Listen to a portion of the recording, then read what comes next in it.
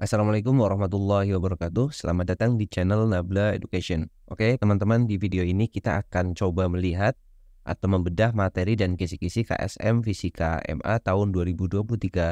Dan sebenarnya ini juga KSM Fisika tahun-tahun yang lalu ya. Jadi kenapa video ini dibuat? Karena ternyata masih ada beberapa dari teman-teman peserta KSM itu yang belum tahu materi dan kisi-kisinya itu seperti apa.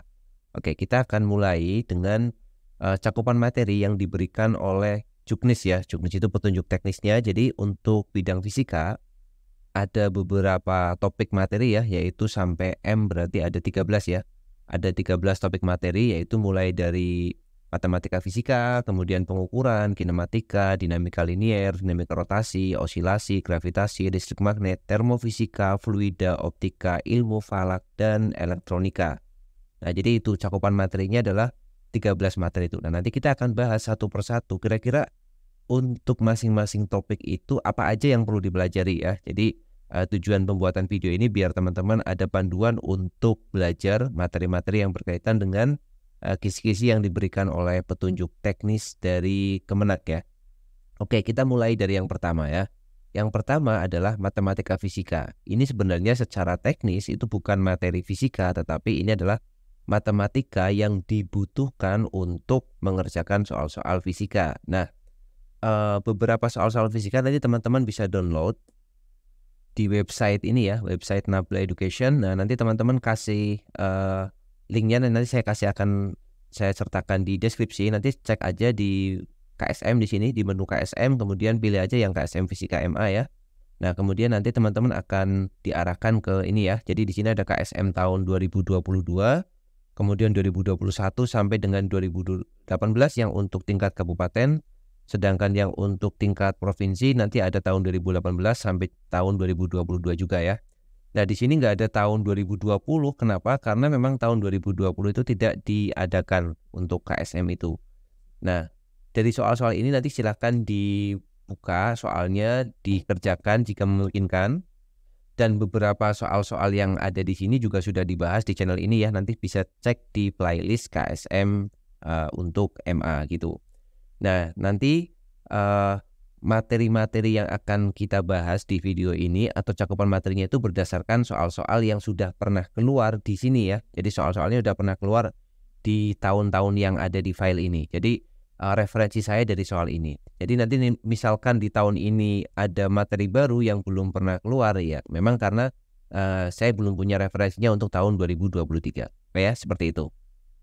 Oke, kita kembali lagi ke sini ya. Nah, sekarang pertanyaannya, konsep atau materi matematika apa aja yang diperlukan untuk mengerjakan soal-soal fisika ya.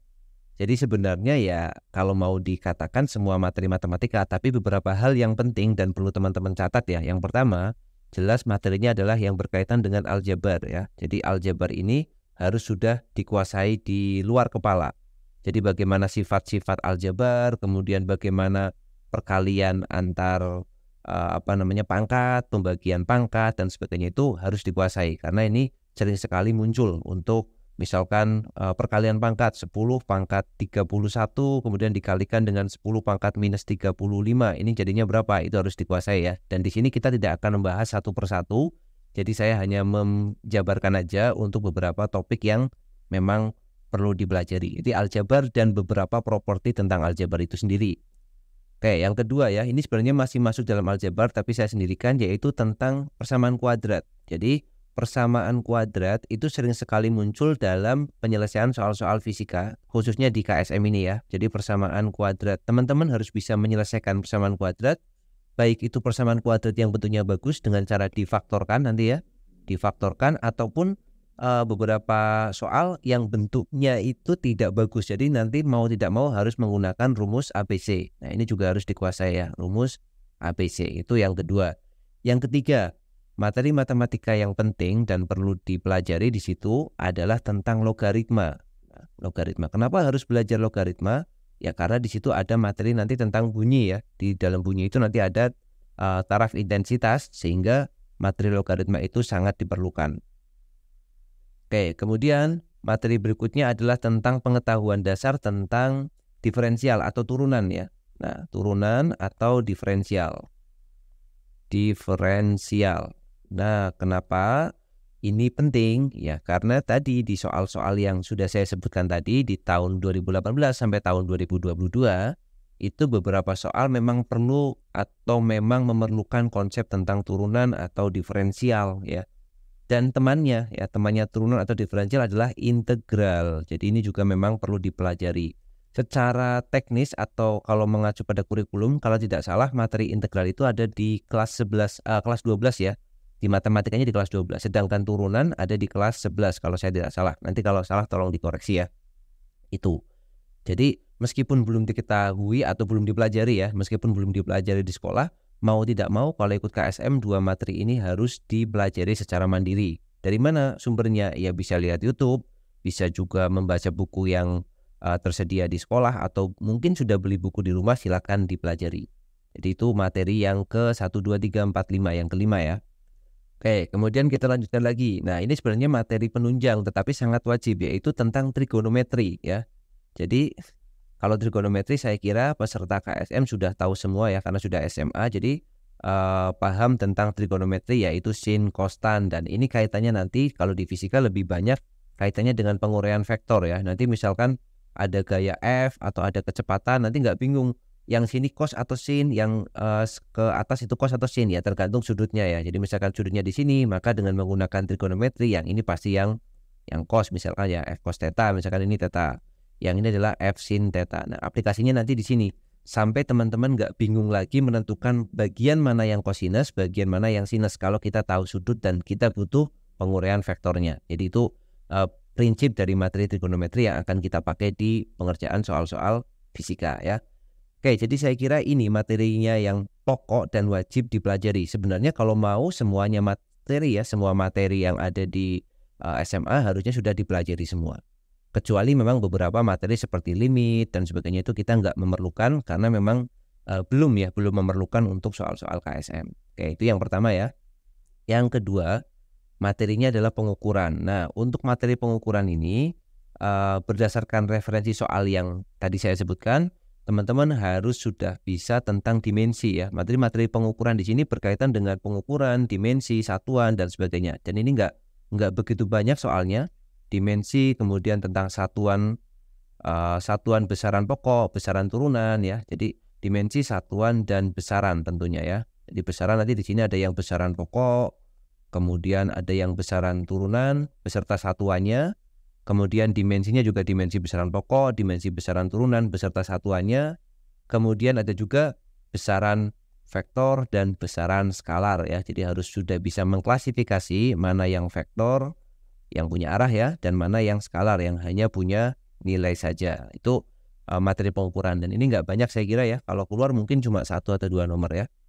Nah yang kedua itu adalah materi tentang penyajian hasil pengukuran. Jadi penyajian hasil pengukuran itu adalah kalau kita melakukan pengukuran itu kita harus menuliskannya seperti apa. Nah jadi kalau misalkan saya beri referensi ya, pengukuran tunggal misalkan itu nanti penulisannya harus seperti ini kan, X plus minus delta X ya.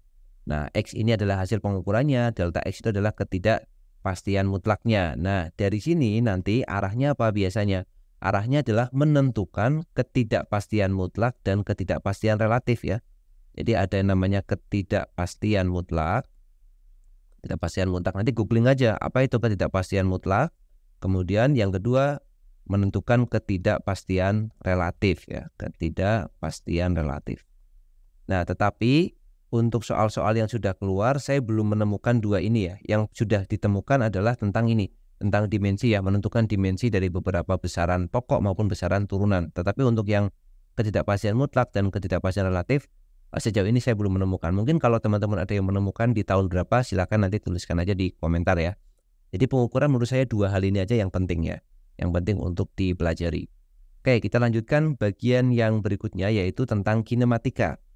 Nah, kinematika itu bagaimana benda itu bergerak ya. Untuk kinematika sendiri nanti akan ada beberapa pembagian ya. Kalau menurut saya bagi jadi 3. Yang pertama atau 4 ya nanti ya. Yang pertama tentang kinematika gerak lurus dulu. Nah, ini sudah dipelajari tentunya di kelas 10 ya. Di sana nanti akan ada GLB, kemudian ada GLBB ya. Nah ini sudah paham dengan berbagai macam persamaannya. Mana yang GLB, mana yang GLBB. Kita nggak akan menguraikan satu persatu di sini. Yang kedua, teman-teman juga harus belajar tentang gerak parabola ya. Ini juga saya kira sudah ada rinciannya atau sudah ada materinya di sekolah. Tetapi saya kasih notes satu lagi di sini, biasanya di sekolah tidak diajarkan, yaitu gerak parabola di bidang miring. Soalnya saya lihat beberapa soal pernah keluar ya.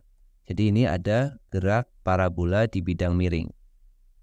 Gerak parabola, tetapi dia tidak di bidang datar ya. Biasanya kan kayak gini nih, di bidang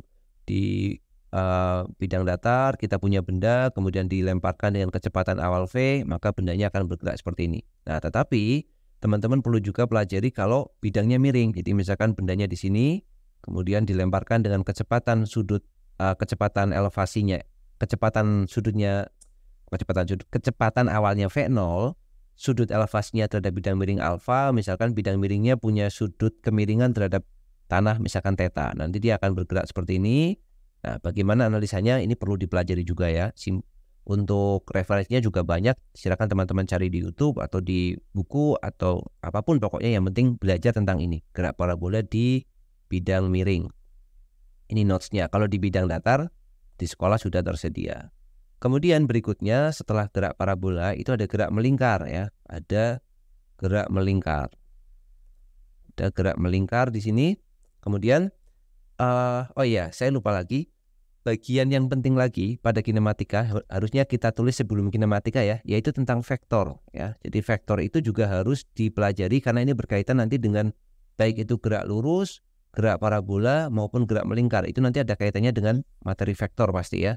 Jadi vektor itu juga harus teman-teman pelajari dan berbagai propertinya. Vektor tentu saja dengan berbagai macam sifatnya. Ada penjumlahan vektor, pengurangan vektor, perkalian vektor, baik itu secara dot ya, nanti kita belajar penjumlahan, kemudian pengurangan vektor, kemudian ada perkalian vektor.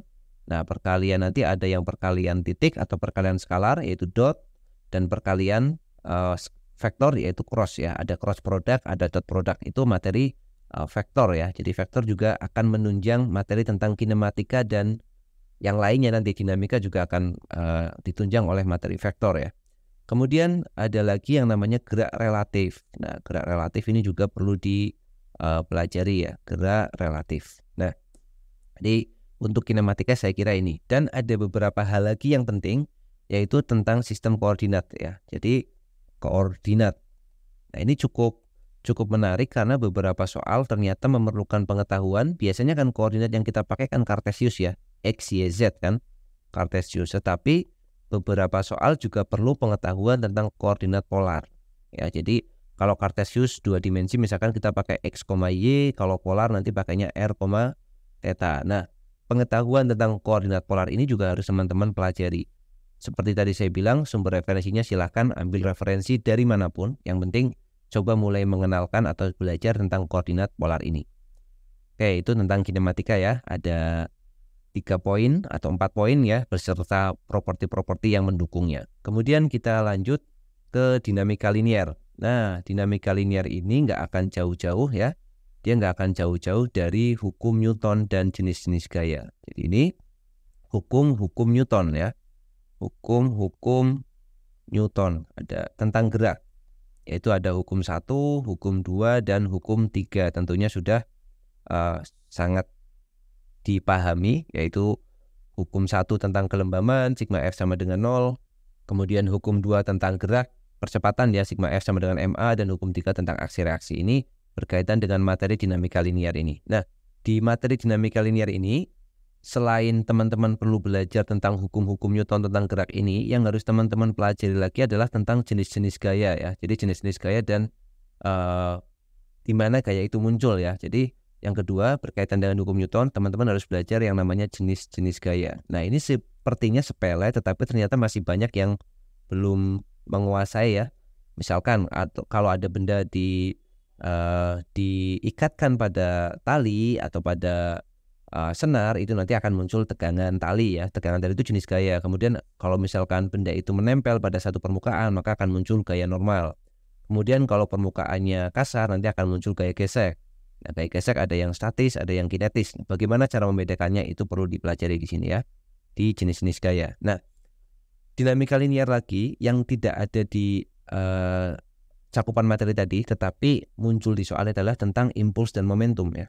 Jadi di soal tidak diberikan di situ impuls dan momentum, tetapi ini seringkali materinya keluar dan bahkan setiap saat keluar ya. Jadi pengetahuan tentang impuls dan momentum, bagaimana hubungan impuls dan momentum, kemudian bagaimana hubungan impuls momentum dengan gaya. Nah, itu di beberapa soal keluar, termasuk di simulasi ya. Di simulasi kemarin ada juga yang menggunakan konsep hubungan gaya dan impuls momentum. Teman-teman bisa lihat pembahasannya nanti. Silahkan cek aja di playlist KSM Fisika MA. Di sana ada banyak sekali video-video yang membahas soal-soal KSM.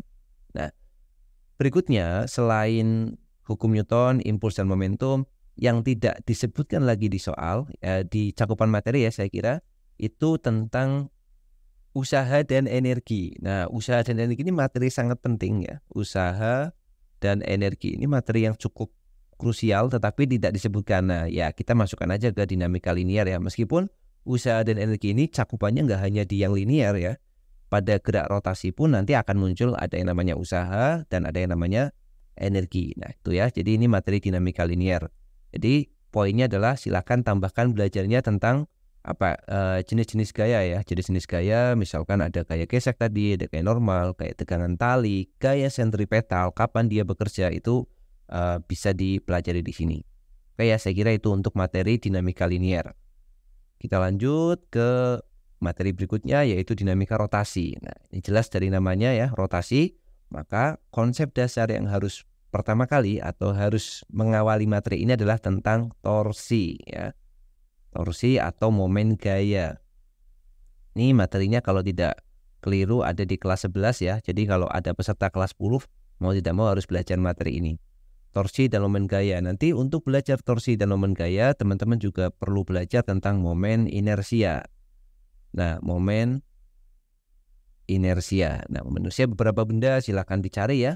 Dan ternyata kalau melihat soal-soal KSM itu ternyata banyak sekali membentuk atau banyak sekali menggunakan bangun-bangun yang momen inersinya tidak lazim ya. Seperti maksudnya tidak lazim itu tidak sering dikeluarkan di sekolah ya. Misalkan kalau teman-teman lihat ada di soal simulasi kemarin ya, yang jembatan itu kan, jembatan yang bentuknya seperti ini kan. Nah, ini kan bentuk kayak gini kan jarang dilihat gitu ya. Jadi bagaimana menentukan titik beratnya, kemudian momen inersianya berapa, itu kan kita perlu menghitungnya dengan teknik yang lain yang tidak diajarkan di sekolah. Bisa dihitung tetapi memang sekolah nggak mengajarkan. Nanti teman-teman silakan tambahkan topik belajarnya. Kemudian berkaitan dengan momen inersia di sini ada juga dinamika rotasi itu perlu pengetahuan tentang titik berat ya. Titik berat atau pusat massa. Bagaimana menentukan pusat massa, kemudian kalau bendanya itu kombinasi, beberapa benda dikombin, itu bagaimana menentukan titik berat atau pusat massanya. Itu perlu dipelajari ya. Yang pertama ini torsi dan properti yang mendukungnya, momen inersia, titik berat. Nah, kemudian berkaitan dengan materi torsi atau momen gaya ini, yang perlu dipelajari lagi adalah hubungan antara besaran-besaran translasi ya. Translasi itu gerak lurus dengan besaran-besaran rotasi atau gerak melingkar. Misalnya nih, pada translasi ada persamaan gerak, persamaan jarak S. Maka pada rotasi ada persamaan theta ya. Kalau translasi gerak lurus beraturan, GLB itu kan S-nya V kali T. Nah, kalau rotasi itu theta sama dengan omega kali T. Dan seterusnya. Ada V, ada alfa, ada A. Ya. Jadi ini bisa dipelajari. Kalau ini saya kira juga sudah diajarkan di sekolah ya. Oke, torsi. Habis torsi perlu belajar juga tentang momentum sudut. Ya. Tentang sebelum momentum sudut, energi potensial dulu, energi kinetik dulu ya. Jadi energi kinetik rotasi. Nah, berkaitan dengan energi kinetik rotasi itu nanti silakan pelajari terminologi yang berkaitan dengan kasus menggelinding. Apa itu maksudnya menggelinding? Ya, menggelinding, ada yang slip. Apa maksudnya slip? Itu berkaitan dengan energi kinetik. Apakah dia ada rotasinya, atau apakah dia translasi, atau apakah dia rotasi dan translasi. Nah, beberapa materinya sudah dibahas juga di channel ini. Silakan cari materi tentang dinamika rotasi ya. Di playlistnya adalah di Fisika SMA kelas 11 ya. Nanti ada materi tentang dinamika rotasi. Kalau tidak salah ada 2 video yang cukup panjang, durasinya 1 jam gitu. Nah, saya membahas tentang dinamika rotasi dari dasar sekali sampai membahas tentang latihan-latihan soalnya, termasuk energi kinetik ini.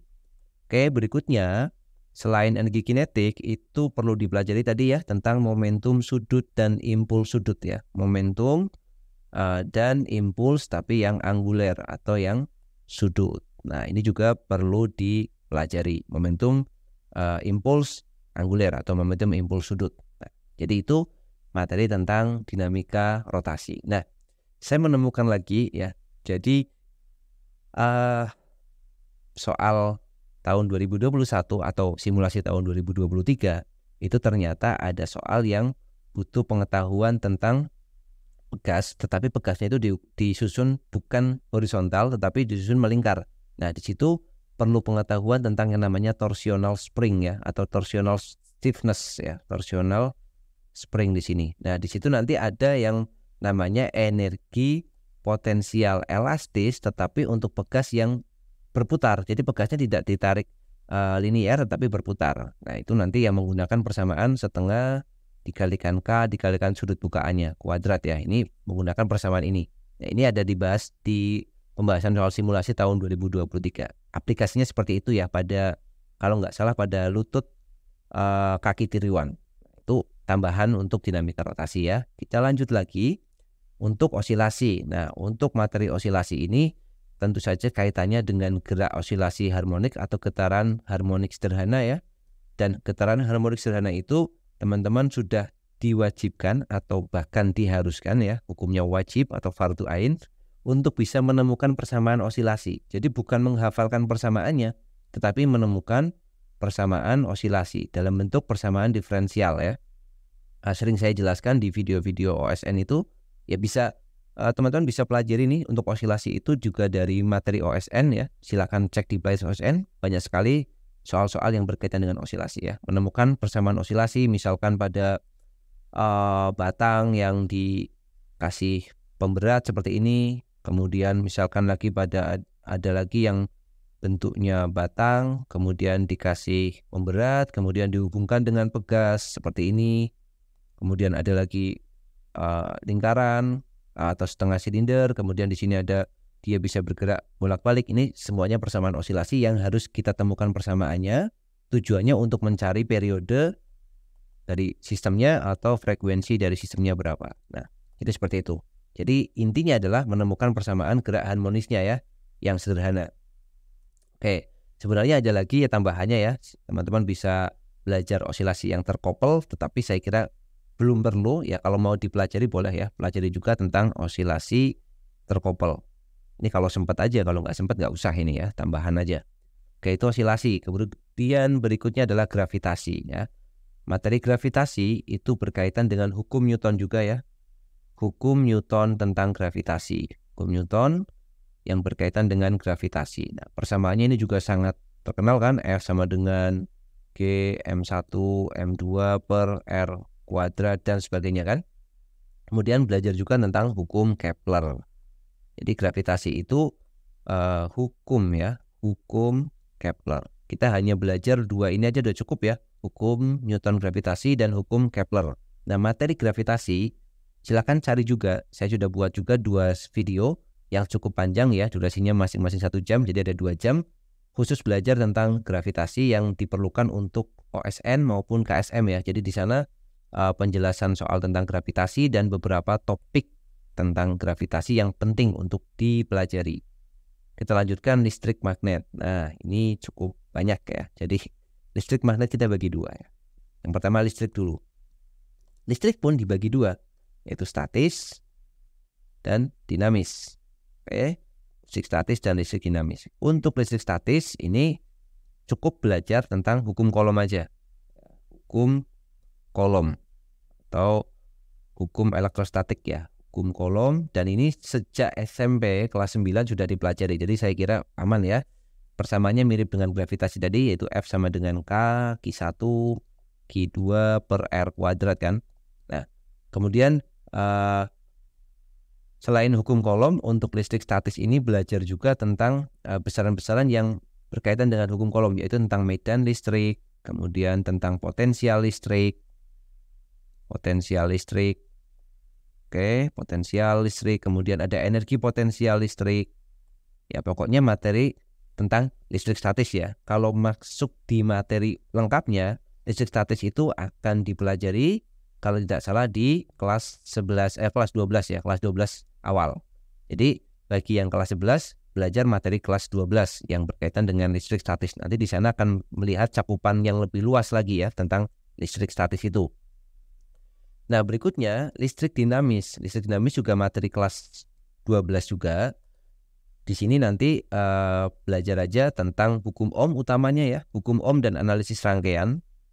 Hukum Ohm dan analisis rangkaian ya, seri paralel gitu kan.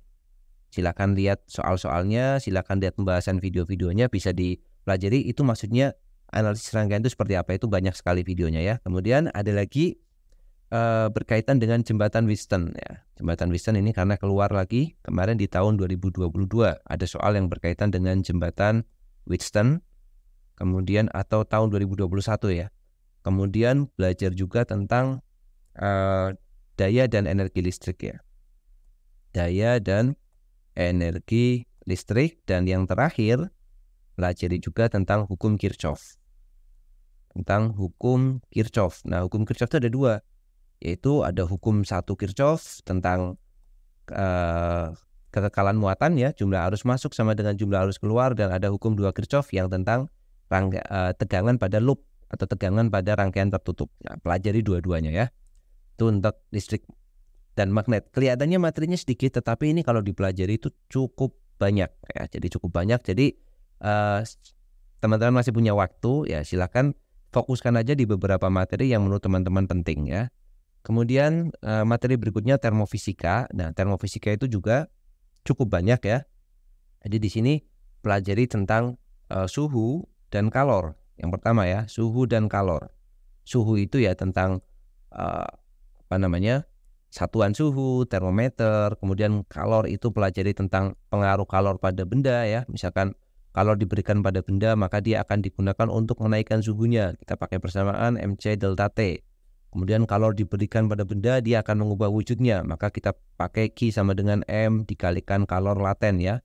LF, latent heat of fusion gitu. Nah, pelajari ini pokoknya ya. Ini materinya juga sepertinya di sekolah sudah cukup untuk meng-cover materinya. Kemudian yang berikutnya pelajari tentang teori kinetika gas. Teori kinetika gas ini juga ada di kelas 11 ya. Kalau K13 ingat saya ada di kelas 11. Teori kinetika gas berkaitan dengan energi kinetik, partikel, tekanan, kemudian persamaan gas ya, PVN-RT, PVN-KT, kemudian kecepatan efektif, derajat kebebasan. Nah, itu ada di materi teori kinetik gas. Kemudian satu lagi ya, lanjutan dari teori kinetik gas adalah tentang termodinamika. Nah, belajar sampai di materi termodinamika ini untuk termofisika itu. Belajar lagi tentang hukum ke-0 termodinamika ya, hukum ke-0, kemudian hukum ke-1 dan hukum ke-2 ya. Ada 3 hukum di sini, hukum ke-0 atau zeroth law of thermodynamics, first law and second law of thermodynamics. Pelajari tiga-tiganya. Ya, dengan sumber ya terserah ya, sumbernya mau belajar dari manapun silakan. Sekarang itu kalau kita mau mengetik aja di Google atau di YouTube, apapun yang kita ingin pelajari itu pasti muncul. Jadi teman-teman silakan tingkatkan lagi effortnya ya, jangan sedikit-sedikit minta ada materinya enggak atau ada pembahasannya enggak, cari dulu di YouTube atau cari dulu di Google, nanti pasti akan ketemu ya. Kalau misalkan kita mau berusaha sedikit, kita akan menemukan materi-materi yang bersesuaian ya, enggak harus bahasa Indonesia, bahasa Inggris pun bisa dipakai gitu ya. Nah, di sini kaitan antara teori kinetik gas dan termodinamika gas, belajar juga tentang proses-proses gas ya. Proses gas yang ada isobarik, kemudian ada isotermik, ada adiabatik, kemudian ada isohorik atau isovolumetrik. Nah, itu diperlukan ya. Oke, lanjut. Materi berikutnya ada fluida. Nah, fluida ini saya kira juga ada di materi sekolah ya. Jadi nggak begitu berat saya kira. Ada fluida statis ya. Fluida statis, dan ini materinya sering sekali keluar ya. Kalau teman-teman ingat di tahun 2022 itu yang ada balok dimasukkan ke dalam 3 cairan gitu ya. Pokoknya kaitannya sama ini tekanan hidrostatis gitu nanti. Fluidostatis itu tekanan, hidrostatis, kemudian hukum Pascal biasanya ya. Hidrostatis, kemudian ada hukum Pascal, kemudian ada lagi hukum Archimedes. Hukum Archimedes ya. Kalau mau ditambahkan lagi nanti materinya akan ada lagi misalkan tegangan permukaan, kemudian temannya tegangan permukaan itu adalah kapilaritas dan meniskus ya, dan permukaan, kemudian meniskus cembung dan cekung, dan kapilaritas. Ini kalau mau ditambahkan pelajari ini juga, kapilaritas. Kemudian satu lagi yaitu tentang viskositas ya, viskositas dan hukum yang atau gaya yang ada kalau benda itu viskos atau kental itu adalah gaya Stokes ya. Jadi viskositas dan gaya Stokes itu kita beri judul kayak gini aja. Nah, jadi fluidostatis ini ya, ini soal yang pernah saya lihat ada itu yang ini hukum Archimedes itu pernah ada ya. Kemudian kalau tidak salah itu yang ini pasti ada ini ya. Tekanan hidrostatis itu pasti ada. Hukum Pascal saya belum lihat soalnya, tetapi mungkin sangat mungkin untuk keluar ya, karena ini juga materinya sebenarnya saling berkaitan dan saling dalam satu kesatuan gitu. Oke, fluida statis, kemudian fluida dinamis ya, fluida dinamis. Nah, fluida dinamis itu teman-teman sebenarnya cukup belajar dua hal aja, yaitu yang pertama adalah persamaan kontinuitas, debit sama dengan debit, dan ini ada juga ya soalnya ya, persamaan kontinuitas. Dan yang kedua adalah hukum Bernoulli. Jadi pelajari dua, atau persamaan ya, persamaan atau hukum Bernoulli itu boleh dipakai. Nah, pelajari dua hal ini dan saya kira materi sekolah cukup ya untuk belajar ini. Jadi cari aja buku e-book yang kurikulum 13 ya. Cari aja nih persamaan kontinuitas, persamaan Bernoulli seperti apa, tipe-tipe soalnya, pelajari aja. Nah, biasanya nanti dalam soal KSM cuma ditambah ayat Al-Quran aja, ayat Al-Quran yang bersesuaian dengan materi tersebut. Untuk konsep fisikanya ya sama aja ya. Hanya untuk mengkoneksikan atau mengintegrasikan biar sesuai judul ya, karena fisika terintegrasi gitu. Oke, berikutnya optik. Nah, optik ini cukup panjang ya. Tetapi kita pecah aja ya. Optik itu belajarlah tentang refleksi atau pencerminan, atau pemantulan ya, pemantulan, bukan pencerminan tapi pemantulan lebih tepatnya. Refleksi itu pemantulan. Kemudian ada yang tulis saja ya, ini pemantulan. Kemudian nih yang sering keluar nih, yang kedua ya, yaitu pembiasan. Pembiasan atau refraksi. Pembiasan atau nama lainnya itu refraksi. Nah, pemantulan atau pembiasan itu ada hukum kan di sana, namanya hukum Snellius. Pelajari ya, ini hukum Snellius itu. Yang pada pemantulan seperti apa, yang pada pembiasan seperti apa. Beberapa tahun terakhir soal-soal pembiasan ini sangat banyak keluar ya, soal pembiasan atau refraksi ini. Tapi kalau mau diurai lagi, teman-teman juga pelajari lagi tentang sebelum difraksi ya, dispersi dulu atau penguraian warna ya, dengan properti-properti warnanya.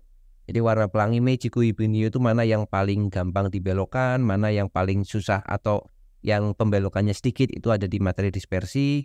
Kemudian ada lagi interferensi, ini dipelajari ya di sekolah, interferensi, ada lagi difraksi, dan yang terakhir adalah polarisasi. Jadi ini materi optik juga materi yang menurut saya cukup banyak kalau mau diurai satu persatu ya. Jadi nanti di pembiasan atau di pemantulan ini ada cermin nanti di sana kan, ada cermin. Nah, cerminnya cermin apa aja? Ada cermin datar, ada cermin cekung, ada cermin cembung. Di refraksi nanti ada peristiwa pembiasan biasa dan di sana ada lensa. Nah, lensa ya. Jadi lensanya lensa cembung, lensa cekung. Kemudian di optik selain properti optik yang ini, dia masih punya satu lagi yaitu alat optik di sini ya. Ada alat optik. Nah, alat optik itu nanti ada mata, kemudian ada loop, ada mikroskop, kemudian ada teropong. Nah, ada teropong. Ini ya, ini minimal belajar 4 ini. Dengan persamaan-persamaannya, dengan sifat-sifatnya, dengan bagaimana karakter-karakternya itu dipelajari di materi optika. Oke, lanjut, ilmu falak. Nah, ini ya, ilmu falak. Ini kenapa muncul ya, karena di KSM itu nggak ada astronomi. Jadi ilmu falak itu kaitannya lebih tepatnya dengan materi astronomi sebenarnya ya. Astronomi. Saya pernah melihat satu soal itu kaitannya dengan menentukan arah kiblat. Nah, ini hanya satu soal saja, menentukan arah kiblat. Nah, ini kalau mau dibahas ya, menentukan arah kiblat, kemudian ada bola langit juga ya, bola langit dan sebagainya. Nah, kalau teman-teman mau belajar ini hampir kayak satu bidang sendiri. Maka saran saya skip aja. Jadi ilmu falak itu kita skip. Bukan berarti nggak penting ya, karena memang yang tadi yang masuk fisika aja udah banyak banget, apalagi kita harus menambahkan dengan yang ilmu falak ini. Ilmu falak itu astronomi ya, lebih tepatnya kita sebut sebagai satu bidang baru yaitu astronomi. Nah, kalau keluar soal ilmu falak atau astronomi, yang pernah saya lihat adalah keluar ini menentukan arah kiblat ya. Soalnya seperti ini. Ya, ini salah satu soal yang berkaitan dengan ilmu falak. Kita lihat soalnya dalam bahasa Arab ya. Kalau kita pakai Google Translate, ya intinya itu kayaknya menentukan arah kiblat lah, seperti itu. Berapa derajat ini ya yang bisa dibaca belakangnya aja. Darajat gitu kan, berapa derajat. Nah, ini satunya satuan sudut nih ya. Ini semuanya ABCD itu sudut. Nah, jadi ini tips ya. Silakan teman-teman pakai, boleh, enggak juga enggak apa-apa. Jadi kalau menurut saya, daripada kita belajar satu materi ini dan cukup banyak yang perlu dipelajari, maka kalau ada soal yang ilmu falak, mending saya skip ya. Mending kita skip aja. Karena keluar juga cuma satu nomor, dan ini ada di tahun 2021 ya. Atau ada di simulasi tahun 2023 kalau teman-teman kemarin mengerjakan soal simulasinya. Jadi ini soal yang berkaitan ilmu falak. Dan nggak cuma tentang menentukan arah kiblat serta mekanika bola langit ya, tapi banyak sekali yang berkaitan dengan ilmu falak ini. Jadi seperti itu ya. Oke, lanjut yang terakhir, elektronika. Nah, elektronika itu juga kaitannya dengan komponen-komponen elektronik dan sebentar, sepertinya saya pernah melihat soalnya. Nah, kira-kira mungkin soalnya seperti ini ya, tetapi saya kira untuk materi elektronika ini teman-teman juga bisa cover dari materi listrik magnet ya, kecuali yang dimaksud di elektronika ini nanti yang sudah berkaitan dengan misalkan aljabar boolean ya, misalkan gate, gerbang logika yang AND, OR, dan yang lain-lain baru mungkin dipelajari. Nah, jadi menurut saya untuk materi yang elektronika ini cover aja materinya dari yang materi listrik ini ya. Belajar sampai listrik dinamis ini sebenarnya kan pengetahuan tentang daya, tentang tentang energi listrik, tentang arus dan sebagainya. Tetapi saya belum melihat nanti kalau mungkin ada yang kaitannya dengan di luar materi listrik yang benar-benar materi elektronika ya. Tadi kaitannya dengan gerbang logika atau yang lain-lain, itu nanti teman-teman bisa share aja nanti di komentar untuk materinya ya. Jadi ini juga skip aja ya, karena kita sudah belajar dari materi yang listrik ini juga bisa kita skip. Nah, jadi seperti itu ya. Nah, itu sudah kita bahas semua tuh materi-materi yang perlu dipelajari untuk KSM Fisika jenjang MA ya. Cukup banyak memang, tetapi kalau dipelajari sedikit demi sedikit ya, maka nanti lama-lama akan banyak juga. Jadi harus belajarnya harus bertahap. Nah, waktunya sudah mepet ya, karena saya juga baru mendapatkan rincian materinya juga dalam waktu yang belum lama ya, baru kemarin-kemarin, jadi belum sempat membuat videonya dari lalu-lalu karena baru mendapatkan bahannya. Jadi kira-kira seperti itu ya. Nah, lalu bagaimana triknya untuk belajarnya ya? Kita kembali ke slide yang pertama. Nah, kita kan punya banyak materi nih ya. Trik belajarnya gimana? Nah, silahkan teman-teman buka tadi. Soal-soal tadi kumpulin tuh, download kumpulin. Nah, berdasarkan yang saya lihat ya, maka kalau kita lihat materi yang sangat sering keluar itu ini nih. Dinamika linier, kemudian dinamika rotasi, kemudian listrik magnet, ya di situ listrik itu pasti keluar. Kemudian osilasi gravitasi juga keluar, tapi intensitasnya sedikit. Kinematika ini juga sangat sering keluar. Ya, jadi kinematika, dinamika linier, dinamika rotasi, listrik magnet ya. Kemudian termofisika juga ada, tetapi sangat sedikit, dan fluida juga ada ini. Fluida dan optika ini lebih sering daripada yang lain. Nah, jadi tadi teman-teman buat presentasi sendiri aja ya. Silakan dilihat mana yang sering keluar. Maka tipsnya adalah ya pelajari materi-materi yang sering keluar dulu aja. Jadi tipsnya adalah utamakan atau prioritaskan belajar materi yang sering keluar. Jadi prioritas dulu. Belajar prioritas karena sudah waktunya sudah nggak mencukupi ya. Jadi belajar dengan metode memprioritaskan materi yang sering keluar. Nah, kalau tidak sudah cukup baru nih. Jadi idealnya adalah pelajari semua materinya ya, pelajari semua dengan maksimal, dengan mendalam gitu. Tetapi dengan waktu yang mendesak ya gunakan strategi prioritas. Pilih yang paling sering keluar ya. Jadi kalau menurut saya ini nih, kinematika, dinamika linear, dinamika rotasi, listrik magnet, ini 4 ini harus sudah benar-benar dikuasai. Maka yang lainnya ya fluida dan optika ini juga bisa ditambahkan. Nah, kalau yang ini sudah, baru belajarlah osilasi, kemudian gravitasi ya, kemudian materi yang menunjang lainnya. Nah, seperti itu. Untuk bahannya sekarang referensinya ya. Kalau kita mau referensinya itu banyak sekali teman-teman ya. Banyak sekali. Teman-teman bisa belajar buku-buku fisika dasar ya. Untuk KSM saya kira buku-buku fisika dasar sudah bisa mengcover ya. Kalau mau download silakan di-download ya. Ada banyak buku, misalkan judulnya ini ya, Physics for Scientists and Engineers ya, Physics for Scientists. Ini di situ semua materi ini ada semua nih, dari A sampai M itu ada semua ya, Physics for Scientists and Engineers. Nah, Engineers ini nanti ada beberapa pengarang ya. Kalian ketik aja ini di Google ya. Saya kira banyak sekali yang PDF yang berseliweran di Google dan bisa di-download ya. Ada yang pengarangnya itu Serwe ya. Ini pengarangnya, nama pengarangnya itu Serwe. Ada yang pengarangnya itu Tipler ya, Paul Tipler. Kemudian ada yang pengarangnya Giancoli dan ada lagi satu lagi saya lupa ya. Pokoknya 3 ini. Nah, kalau saya rekomen itu yang Halide Resnick ya. Jadi ada lagi yang Halide Resnick. Nah, sayangnya untuk buku-buku yang ada di internet itu sepertinya berbahasa Inggris ya. Kalau berbahasa Indonesia ya harus beli buku cetaknya ya. Bisa beli di beberapa toko buku atau beli di online itu bisa ya. Nah, kan ada 4 nih. Serwe, Tipler, Giancoli, Halide Resnick ini. Nah, yang paling bagus yang mana ya? Yang paling bagus itu yang dibaca ya. Jadi 4-4-nya ini ditulis oleh fisikawan yang cukup bagus ya. Jadi 4-4-nya bagus. Nah, buku yang terbaik adalah buku yang dibaca. Jadi kalau saya sukanya baca yang Serwe ya, menurut saya Serwe yang bagus. Kalau ada teman-teman yang suka Halide Resnick, berarti Halide Resnick itu bagus. Tetapi pada intinya 4-4-nya ini buku yang cukup rekomen. Nah, ini standarnya itu masih fisika dasar ya. Jadi masih dasar tetapi cukuplah untuk belajar untuk materi-materi ini. Nah, kalau misalkan mau belajar lagi referensi yang lain ya, belajar untuk referensi yang OSN Fisika ya. Saya sudah tuliskan buku-buku yang pentingnya di video OSN Fisika, silakan bisa dilihat, itu bisa juga ya. Oke, seperti itu saya kira sudah cukup dan sudah sangat lama videonya ya.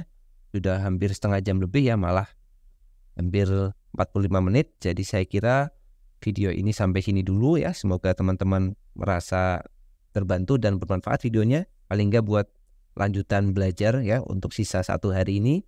Dan untuk teman-teman yang akan mengikuti KSM semoga sukses ya dan diberi kemudahan serta lolos di tahapan berikutnya. Oke, sekian dari saya, terima kasih. Assalamualaikum warahmatullahi wabarakatuh.